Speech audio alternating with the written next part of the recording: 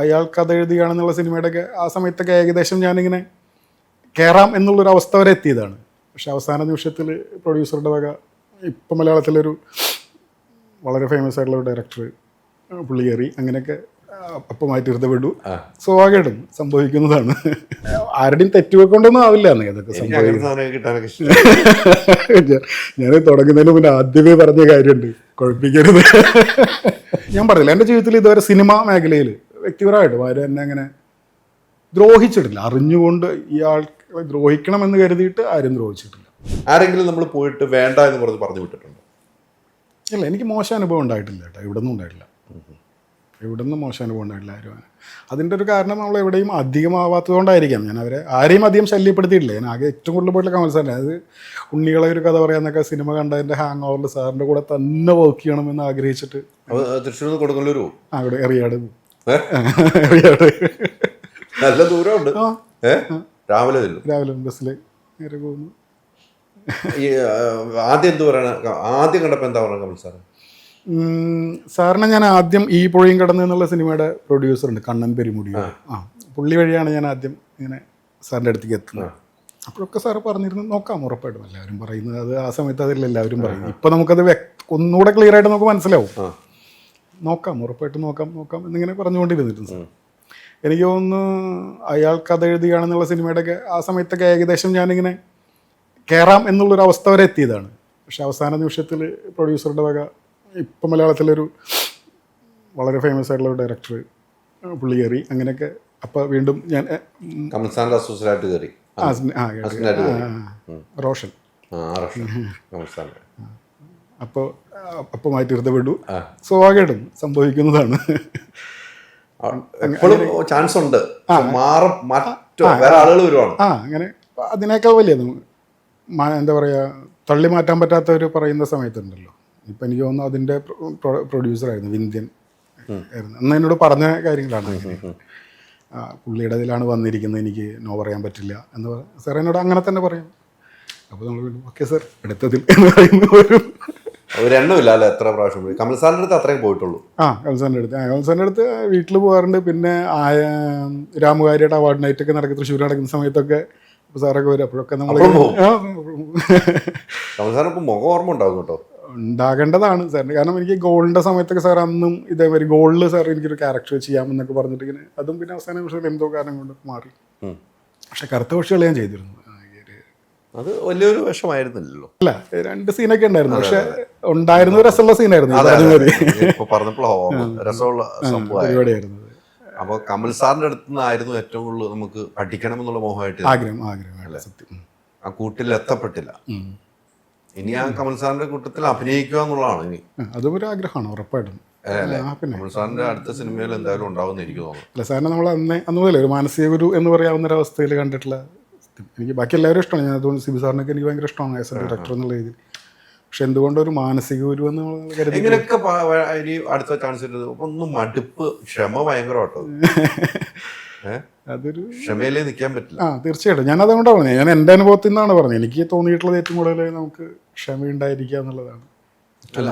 ക്ഷമ ഭയങ്കരമാണ്, അല്ലെങ്കിൽ ഒരിക്കലും നിൽക്കാൻ പറ്റില്ല. അല്ല, നമ്മളത് എൻജോയ് ചെയ്താൽ നമുക്ക് ക്ഷമ വരുന്നത്. നമ്മൾ ഏറ്റവും ആഗ്രഹിക്കുന്ന ഒരു കാര്യത്തിന് വേണ്ടിയിട്ട് നമ്മൾ എന്തായാലും ഉറപ്പായിട്ട് നമ്മൾ വെയിറ്റ് ചെയ്യട്ടെ, എന്ത് തന്നെയാണെങ്കിലും. ഈ കലോത്സവ വേദികളിൽ എന്തായിരുന്നു മെയിനായിട്ട്? ഞാൻ നാടകം. പിന്നീട് പ്രൊഫഷണൽ നാടകം? ഇല്ല, ഒന്നും ചെയ്തിട്ടില്ല. ഇല്ല. ഞാൻ കോളേജ് കഴിഞ്ഞിട്ട് അമേച്ചർ നാടകം പോലും ചെയ്തിട്ടില്ല. ഇല്ല. സ്കൂൾ കലോത്സവത്തിലാണ്?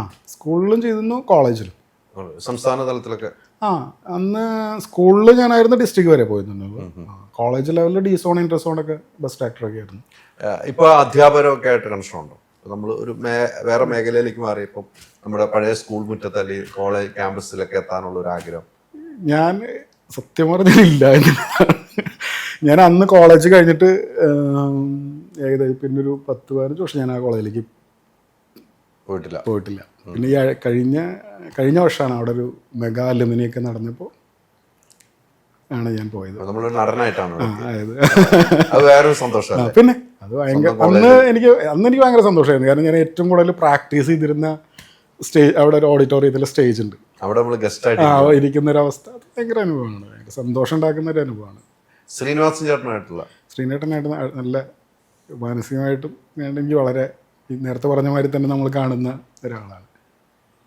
ശ്രീചേട്ടനായിട്ടുള്ള ഒരു ബന്ധത്തിലൂടെയാണോ വിനീതിന്റെ അടുത്തേക്ക് എത്തുന്നത് അല്ലേ? ആയുർരേഖ എന്ന് പറയുന്ന സിനിമ നോക്കിയത്. അപ്പം എൻ്റെ സീനിയർ എന്ന ചീഫ് അസോസിയേറ്റ് പ്രജിത്തേട്ടനാണ്. പ്രജിത്തേട്ടൻ ഇതേമാതിരി എൻ്റെ ലൈഫിലൊരു വളരെ നിർണായകമായൊരു സ്വാധീനം ചെലുത്തിയിട്ടുള്ള വ്യക്തിയാണ്. അന്ന് അങ്ങനെ ഒരാൾ ചീഫ് അസോസിയേറ്റ് പ്രജിത്തേട്ടൻ ഉണ്ടായിരുന്നു. നേരത്തെ ഞാൻ പറഞ്ഞ മാതിരി ഒരു സിനിമ കഴിഞ്ഞ് ചിലപ്പോൾ വീട്ടിൽ പോയിരിക്കാനുള്ള ധൈര്യം തന്നതൊക്കെ ഈ പ്രജിത്തേട്ടനായിരിക്കും. അത് കാരണം എന്താ വെച്ചാൽ എനിക്ക് ഒരു വർഷം കഴിഞ്ഞാലും ചേട്ടാ എനിക്ക് വർക്ക് ചെയ്യണമെന്ന് പറഞ്ഞാൽ നീ പോന്നു എന്ന് പറയുന്ന അന്നത്തെ ഏറ്റവും തിരക്കുള്ള അസോസിയേറ്റ് ഡയറക്ടറാണ് പ്രജിത്തേട്ടൻ. അപ്പോൾ നമുക്കെപ്പോഴും അവിടെ ഒരു സ്ഥലത്ത് നമുക്കുണ്ട്, ഒരു ജോലിയുണ്ട്. അപ്പം നമ്മളത് അതൊക്കെ ആയിരിക്കും. അങ്ങനെയാണ് വിനീതിന്റെ അടുത്തേക്ക് എത്തുന്നത്. അങ്ങനെ ഞങ്ങൾ ആയുർവേദിയിൽ വർക്ക് ചെയ്യുന്ന സമയത്താണ് ശ്രീനേട്ടനായിട്ട് വളരെ നല്ലൊരു സൗഹൃദമാവുന്നത്. പ്രജിത്തേട്ടനായാലും ഞാനായാലും ഒക്കെ ശ്രീനേട്ടനായിട്ടുണ്ടാകുന്ന സൗഹൃദം. അതിൽ നിന്നാണ് ഞങ്ങൾ പാസഞ്ചർ എന്ന സിനിമയിലേക്ക് ശ്രീനേട്ടൻ പറഞ്ഞിട്ടാണ് നമ്മൾ വരുന്നത്. പാസഞ്ചർ കഴിഞ്ഞ സമയത്താണ് വിനീതിൻ്റെ സിനിമ തുടങ്ങാൻ പോകുന്നത്. പക്ഷെ ആ സമയത്ത് ഞാൻ ആക്ച്വലി അതിൽ ജോയിൻ ചെയ്തില്ല, വർക്ക് ചെയ്തില്ല. കാരണം ഞാൻ ആ സമയത്ത് എൻ്റെ വേറൊരു സിനിമ ഉണ്ടായിരുന്നു. ഞാൻ അന്ന് ആദ്യമായിട്ട് ഇൻഡിപെൻഡൻ്റ് ആയിട്ട് ഇന്നൊരു സിനിമ അന്ന് അനൗൺസ് ചെയ്തിരുന്നു. എൻ്റെ പൂജയൊക്കെ കഴിഞ്ഞതൊരു വലിയ എപ്പിസോഡായിരുന്നു. അപ്പോൾ അത് നടത്തില്ലേ? ഇല്ല, അത് അവസാന നിമിഷത്തിലെ ടെക്നിക്കൽ പ്രശ്നങ്ങൾ കൊണ്ട്. ടെക്നിക്കൽ പ്രശ്നമാണോ? എങ്ങനെ ടെക്നിക്കൽ പ്രശ്നം വരുന്നത്? അല്ല, അന്ന് എന്തൊക്കെയോ ചില ഇഷ്യൂസ് അതങ്ങ് മാറ്റി വയ്ക്കപ്പെട്ടു, അതേ ഉള്ളൂ. ഒന്നും പറയില്ല. അല്ല, ഇതിൻ്റെയൊക്കെ പിന്നിലായിരുന്നു നമ്മൾ എന്താ പറയുക, വേദനിപ്പിക്കില്ല. വെറുതെ ആരുടെയും തെറ്റുകൊണ്ടൊന്നും ആവില്ല എന്ന് അതൊക്കെ ഞാൻ തുടങ്ങുന്നതിന് മുന്നേ ആദ്യമേ പറഞ്ഞ കാര്യമുണ്ട്, കുഴപ്പിക്കരുത്. എനിക്ക് അങ്ങനത്തെ സാധനം കിട്ടുവാണെങ്കിലുള്ളൂ നമുക്കൊരു തൃപ്തനാവുള്ളൂ. അതാ എൻ്റെ ഒരു പ്രശ്നം. അല്ല, അത് ആരുടെയും എന്താ പറയുക, ആരും മനഃപൂർവ്വമല്ല ഇതൊന്നും. അതാണ് ഇതിൻ്റെ സംഭവം. സംഭവിച്ചു പോകുന്നതാണ്. എങ്ങനെയൊക്കെയോ ചില കാര്യങ്ങൾ മുടങ്ങുന്നു, ചിലത് സംഭവിക്കുന്നു. അതൊക്കെ നമ്മുടെ ഒന്നും ആരും മനഃപൂർവ്വമല്ല. ആരും ഞാൻ പറഞ്ഞില്ല, എൻ്റെ ജീവിതത്തിൽ ഇതുവരെ സിനിമാ മേഖലയിൽ വ്യക്തിപരമായിട്ടും ആരും എന്നെ അങ്ങനെ ദ്രോഹിച്ചിട്ടില്ല. അറിഞ്ഞുകൊണ്ട് ഇയാൾ ദ്രോഹിക്കണമെന്ന് കരുതിയിട്ട് ആരും ദ്രോഹിച്ചിട്ടില്ല. ഈ സ്ക്രിപ്റ്റുകൾ കേട്ട് കഴിയുമ്പോൾ വീട്ടിൽ പോയി സംസാരിക്കും, ഇതാണ് കഥാപാത്രങ്ങൾ. അപ്പോൾ എന്ത് ചില സിനിമകൾ പറയുമ്പോൾ എന്താണ് പറയുക?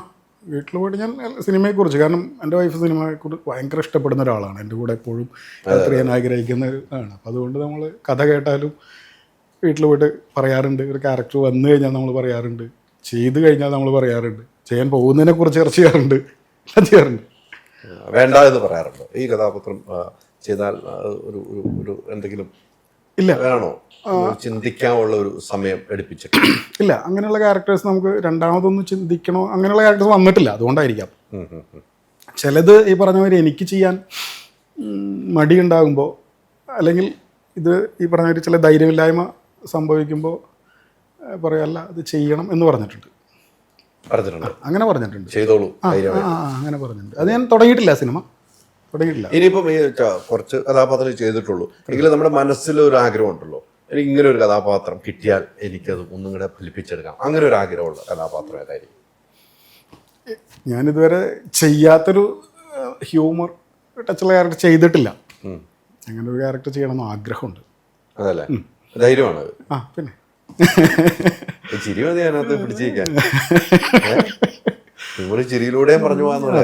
അങ്ങനെ ഒരു ആഗ്രഹമുണ്ട്. അങ്ങനെ ആഗ്രഹമുണ്ട്, ഉറപ്പായിട്ടുണ്ട്. കാരണം ഇപ്പോൾ വരുന്നതെല്ലാം ഒരു പ്രശ്നം.